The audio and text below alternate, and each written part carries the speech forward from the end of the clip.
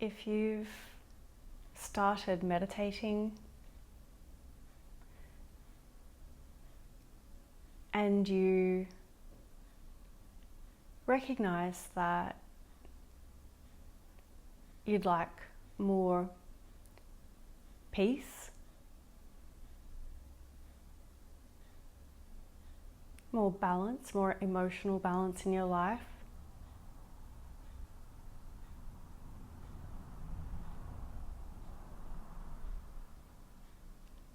and when you start meditating, you can experience that peace, that calm, that state of balance.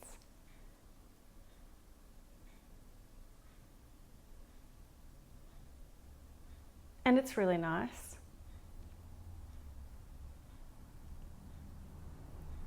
But then you go back to your regular life and your regular state of waking consciousness, and you don't exhibit or experience that emotional calm and that emotional balance in your everyday life. And you might even have those people who are close to you who say, you know, you're supposed to be calm. You've been meditating, haven't you? You know, why aren't you calm? Why does this thing upset you? Aren't you supposed to be balanced and emotionally calm? But sometimes it can actually seem like things become even more challenging, especially if you have been on a longer retreat, like a Vipassana retreat, or if you've gone to an ashram. Even if you've been meditating just once a week with a group, and it can start to feel like life is more challenging than it was before. But that's not the case. And you didn't manifest life challenging you in a way. I'll explain that in a moment. But life can seem more challenging, and it's not that your meditation practice has caused any dreadful problem or anything's going horribly wrong. What's happening is you are becoming more aware of your inner state. There is an inner state that you discover during meditation that is even deeper, and that's when you get that arising of presence, of stillness that is very subtle at first, but also it can bring a sense of content. Just nothing needs to be happening in that moment, just content. So that's even deeper. But then when you go back to your life, you can actually have a sense or a feeling that your life is affecting you more than it was before. And that's because you're seeing the patterns more clearly that have been keeping you identified with them. So in the grips of those patterns that are not who you are. So you might find yourself seeing somebody behaving badly, and then that upsets you. You become angry with them. They shouldn't have done that. Why did they do that? That was a horrible thing. And this then creates more separation, and it also obscures your view of who you really are. It takes you away from that deep well and that deep center of peace that is inseparable from who you are.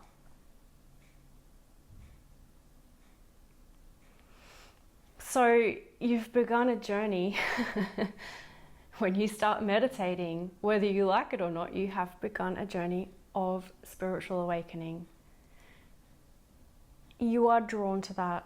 You are drawn to that process of meditation because you are awakening. It's this birthing of this consciousness wishing to be expressed through you. It is you. It's you wanting to be you and to shed those layers of what isn't who you are. So that's what is happening, and you have begun that process. And sometimes when you start meditating, you think, oh, what have I done? This is so much harder than I thought it was going to be. When will I get through all of these layers? And you might achieve, you might become peaceful at sometimes. Yay, I'm peaceful. But then it goes away and you're back to this state of consciousness where things are, or where you feel sensitive, or where things feel stressful. And it can seem a little bit like you've gone a bit crazy at times. I can feel that way. And then you can wonder, well, what's the point? If awakening happens spontaneously in some people, what's the point in even meditating? Well, you'll practice that state. You'll practice bringing your attention here. And it's not so much that you're trying to achieve something, it's just that the conceptual you, the you that has built up over years and years of challenging and difficult and painful experiences, the you that is worried about all these things that could go wrong, this is a conceptual you, and that is becoming dissatisfying for you now. So it's not that you're trying to achieve, yeah, you might have times when I just want to be rid of it. That's more of the conceptual you. It wants to be rid of itself. It's just semantics. It's what it is that is becoming dissatisfying, and your interest or your attention is moving away from that. And you will move in and out of bringing your attention to now and just sort of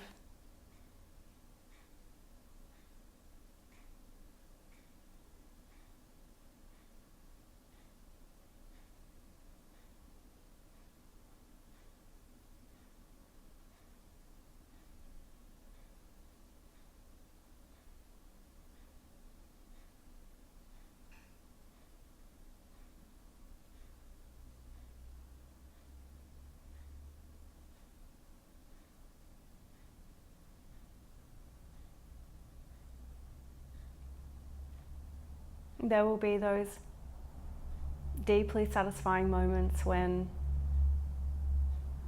you're fully present, you're here, you're awake, you're available to your life.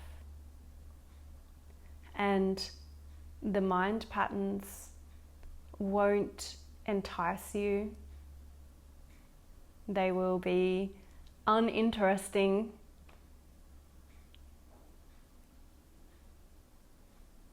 You'll let them go. And you might just move in and out of that state for a time. And it's okay. It's all a part of the process. With the meditation process, it is helping you to learn what it is like to set aside the thinking mind for a time, to bring your attention into this space of this moment. And the more you practice that, the more appealing being here will be, the more you will find yourself in the moment, the more you will awaken or become awake or available. Your attention will be here, and you will be available to this moment where your life is, where life is happening, unfolding in this moment. So stick with your practice of meditation. It will give you something to help buoy you in this moment to return to. And the more you do that,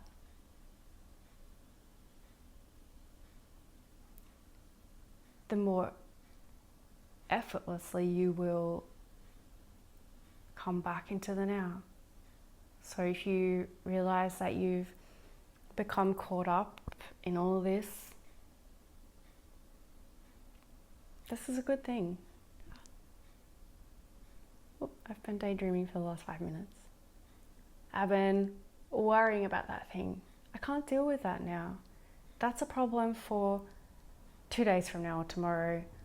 I'll write down what I need to write down, get it out of my mind, and just return to what I'm doing in this moment. Or if you're not doing anything, if you're meditating, then just, that's what meditation practice is. And in the guided meditations I offer, I encourage you, sure, the mind might wander. You might kind of get carried away in a stream of thought from time to time, and that's okay. When you realize it, there's no need for any, I did it again, negativity. Just, mind, I got carried away. Just back to now. And it gets easier. And you'll remember sooner. You'll get lost in your thoughts less.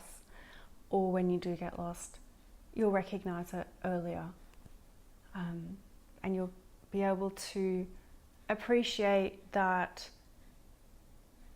those thoughts that you have are not of absolute importance. They're not who you really are. And in time, because we do exist in a physical universe, so time is a thing. Time is a thing. It is a strange concept, time. You know, I often say that it's an arbitrary measurement that we have determined based on objects in space and their movement relative to one another. So we mark one day as a 24-hour period. It is arbitrary the way that we've done that. But a day is one full rotation of our planet. So it appears that the sun rises and sets. So that's how we measure a day. And then we've got a year, which is our Earth completing a full orbit of the sun. So there's 365 those little rotations to get around our sun. As we rotate around the sun, that's how many rotations we complete. So time is quite a strange concept, and we could really spin out our minds about that, but it has practical applications.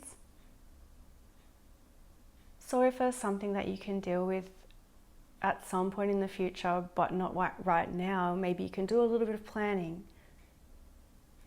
And as you plan, keep remembering to bring your attention back to this moment. Have a little break. Intersperse your planning with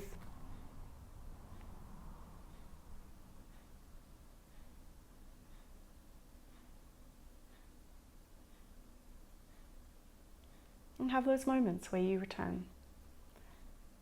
And in time, you will eventually disidentify from who you think you are more and more. So all of the concepts that you build up about who you are, I'm a good person, I'm diligent, I'm organized, I come from this family and all this stuff happened to me and it was really painful. And yes, that's undeniable. And those things can be quite challenging to work through. But as you bring your attention to this moment, the simplicity of this is life right now. You can give yourself some space from that history and that concept of who you think you are. It will become less appealing for you to identify with that, and what you are being right now will become more magnetic. The pull of consciousness arising within you, that is who you are, will become stronger. And that is where a tipping point can happen. So where you will predominantly recognize and know who you are as consciousness. So the conceptual, you, the personality, those things that have shaped that personality and led to the human version of you, the manifestation of you, that will become less important.